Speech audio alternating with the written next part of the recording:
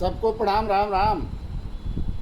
हमें बड़े दुख के साथ कहना पड़ रहा है कि जो लोग हिंदू राष्ट्र की बात करते हैं, हिंदू राष्ट्र की कामना करते हैं और जो सरकारें हिंदू राष्ट्र बनाने की बात करती है और जो सरकार हिंदू मुसलमान करती है, वही सरकार और वही हिंदू गुलाब से प्रेम करते हैं। उस गुलाब से प्रेम करते हैं जिस गुलाब को भारत में मुगलों ने लाया था, जिस गुलाब को लेकर प्यार का इजहार करते हैं, जिस गुलाब को लेकर अपने मरने और जीने में उसका इस्तेमाल करते हैं, उसका माला नेताओं को पहनाते हैं, देवताओं को पहनाते हैं और उस फूल का हर जगह प्रयोग करते हैं। उस गुलाब को लाने वाला मुग़ल है। तो अगर मुग़ल से इतना नफ़रत है तो गुलाब से इतना प्रेम क्यों? अंग्रेज़ों से इतना नफ़रत है तो चाय से इतना प्रेम क्यों? जब चाय और गुलाब दोनों को लाने वाला हमारा दुश्मन है और दुश्मन कोई और नहीं, मुग़ल और अंग्रेज़ हैं, जो हमारे देश के लिए बहुत ही घातक और बहुत ही खतरनाक हैं।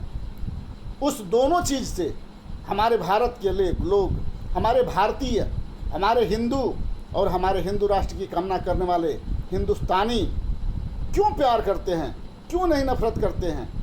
अगर आप सच्चे दिल से भारत से प्यार करते हैं, सच्चे दिल से हिंदू राष्ट्र की कामना चाहते हैं, सच्चे दिल से हिंदू राष्ट्र बनाना चाहते हैं, तो हम सभी नेताओं से, सभी समाज के लोगों से निवेदन बंदन अभिनंदन करना चाहते हैं कि वो गुलाब का और चाय का बहिष्कार करें। और अगर नहीं कर सकते तो हिंदू राष्ट्र, हिंदू मुसलमान, मस्जिद मंदिर करने से बाज आए, बचें, क्योंकि इसके पीछे हमारा बहुत बड़ा नुकसान हो रहा है, हमारे देश का बहुत बड़ा नुकसान हो रहा है, हमारे समाज का बहुत बड़ा नुकसान हो रहा है, हमारा आस्था का बहुत बड़ा नुकसान हो रहा है, हमारे धर्म और विश्वास का बहुत बड़ा नुकसान हो रहा है, क्योंकि हमारे साथ घात करने वाले अपने ही लोग हैं, जिन्होंने मुग़लों के साथ मिलकर गुलाब लाने में सहयोग किए, जिन्होंने अंग्रेज़ों के साथ मिलकर चाय लाने का सहयोग किए, वो और नहीं हमारे हिंदू और हिंदुस्तानी ही थे। मुस्लिमों के साथ मिलकर, अंग्रेज़ों के साथ मिलकर राज भोगने के लालच में, उनसे असरफी और सोना पैसा के लालच में उनकी गुलामी किए और उसके चरणों में झुककर उससे प्यार किए और उनकी हर बात का मंजूरी किए और उनके हर वस्तुओं से प्यार किए, जिसका भुक्तभोगी आज पूरा भारत है। हम समाज के लोगों से पूछना चाहते हैं कि अगर गुलाब मुसलमानों ने, मुग़लों ने लाया, तो आप गुलाब से प्यार क्यों करते हैं? गुलाब के फूल से इजहार क्यों करते हैं? गुलाब के फूल से प्यार का इजहार क्यों करते हैं? गुलाब के फूल का धारण क्यों करते हैं? गुलाब के फूल का सेंट क्यों लेते हैं? गुलाब के फूल से नेताओं का स्वागत क्यों करते हैं और नेता अपना स्वागत क्यों कराते हैं और श्रद्धांजलि क्यों देते हैं? हम सभी भारतीयों से निवेदन करना चाहेंगे, हम सभी भारत के नेताओं से निवेदन करना चाहेंगे कि अगर आप लोगों को मुसलमानों से, मुस्लिम धर्म से और मुग़लों से इतना नफ़रत है, अंग्रेज़ों से इतना नफ़रत है, तो सबसे पहले गुलाब और चाय का बहिष्कार करें, क्योंकि इस दोनों के चलते हमारा देश को बहुत बड़ा नुकसान हो रहा है और इस नुकसान को कोई देख नहीं रहा है। इस गुलाब और इस चाय के आड़ में हमारे संस्थाएं बेची जा रही हैं, हमारे भाई भाई को तोड़ा जा रहा है, हमारे प्यार को नफ़रत में बदला जा रहा है।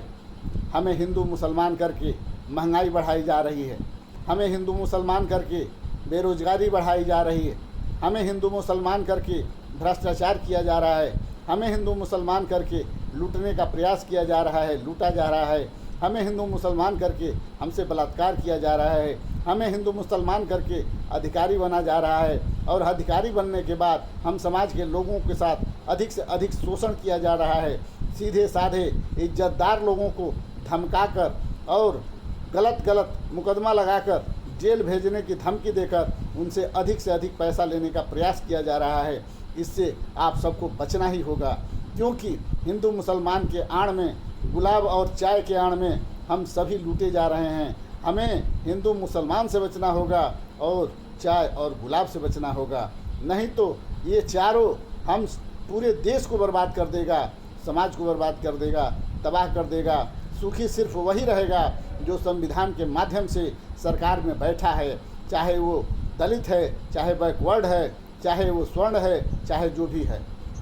सरकार में दलित, बैकवर्ड, स्वर्ण, सामान्य जो भी हैं, सिर्फ उन्हीं का फ़ायदा है और समाज का, देश का कोई भी फ़ायदा नहीं है, सिर्फ नुकसान ही नुकसान है। आप लोगों ने देखा है कि कहीं पर कोई नेता किसी दलित पर, किसी बंजारे पर पेशाब कर देता है, कहीं पर कोई नेता किसी गरीब पर गाड़ी चढ़ा देता है, कभी कहीं कोई नेता किसी गरीब के बेटी को उठा ले जाता है, कोई नेता किसी के बेटी के साथ बलात्कार करके मार देता है, कोई नेता किसी लड़की को उठाकर बेच देता है, कोई नेता किसी लड़की को उठाकर अपने काम पूरा कराने के लिए अधिकारियों और नेताओं को सौंप देता है। ये सब क्यों हो रहा है? क्योंकि वो लोग अपना सुख चाहते हैं, क्योंकि वो लोग अपने बारे में सोचते हैं, क्योंकि वो लोग अपने लिए जीते हैं। वोट तो हमसे लेते हैं, कमीशन तो हमसे लेते हैं, टैक्स हमसे लेते हैं और सभी तरह के सुख सुविधा वो भोगते हैं। हमें क्या मिलता है? हमें मिलता है भुखमरी, हमें मिलता है महंगाई, हमें मिलता है बेरोजगारी, हमें मिलता है भ्रष्टाचार, हमें मिलता है दुराचार, हमें मिलता है बलात्कार। हमें इसके सिवा क्या मिलता है? शोषण ही शोषण है, हमारे साथ धोखा ही धोखा है।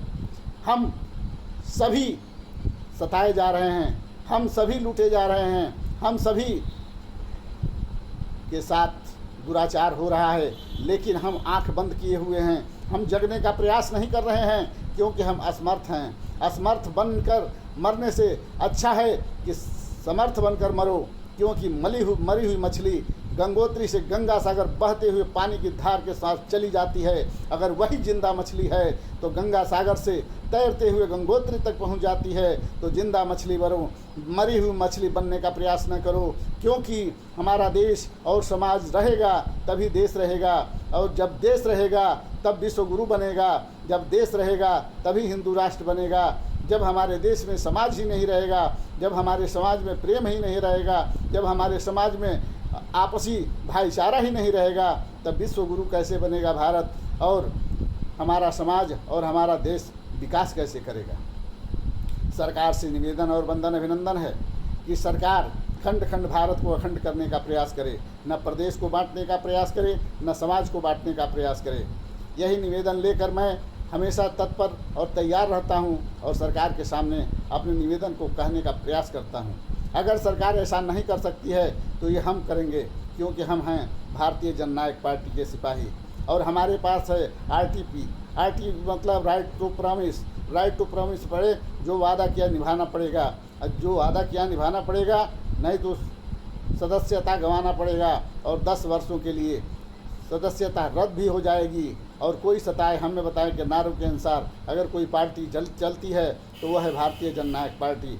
हम सभी समाज के लोगों से निवेदन अभिनंदन करना चाहते हैं कि आपने कांग्रेस को देखा, आपने बसपा को देखा, आपने सपा को देखा, आपने भाजपा को भी देखा, आप भारतीय जननायक पार्टी को देखने का प्रयास कीजिए। हम पूरा विश्वास दिलाते हैं कि सबके घर में सस्ता भोजन और सबके घर में एक रोज़गार देने का हम भरपूर प्रयास करेंगे और अपने वादे पर अडिग रहेंगे, क्योंकि हमारे साथ है आरटीपी अगर हमारे साथ है तो हम देश के लिए शुभचिंतक हैं, हम देश के रक्षक हैं, हम देश के सिपाही हैं, हम देश के संस्कृति के, सनातन के और संविधान के रक्षक हैं।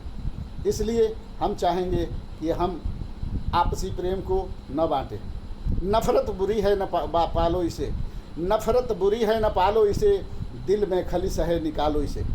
नफ़रत बुरी है न पालो इसे, दिल में खलिश है निकालो इसे। ना तेरा ना मेरा ना इसका ना उसका, यह वतन यह भारत सबका है, संभालो इसे संभालो इसे संभालो इसे। इसी सब बातों के साथ ये भी कहना चाहूँगा कि 2014 के पहले जो भी वादे हुए आज तक पूरे नहीं हुए, इसीलिए हम सब लेके आए आरटीपी। और आरटीपी ऐसा एक कानून है जिसको अगर लागू कर दिया जाए तो हमें पूरा विश्वास है कि जनता की सरकार होगी, नेताओं की सरकार नहीं होगी।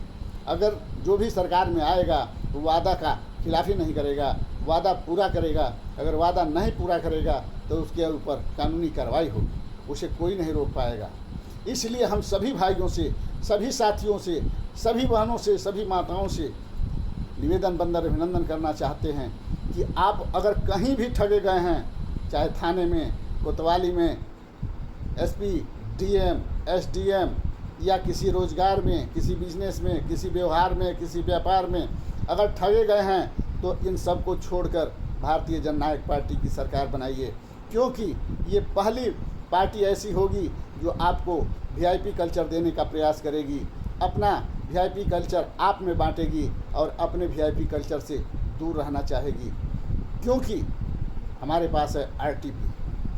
हम समाज के बीच में ये कहना चाहते हैं, हम वो सेवक हैं जो अपने न खाकर दूसरे का खिलाने का प्रयास करते हैं।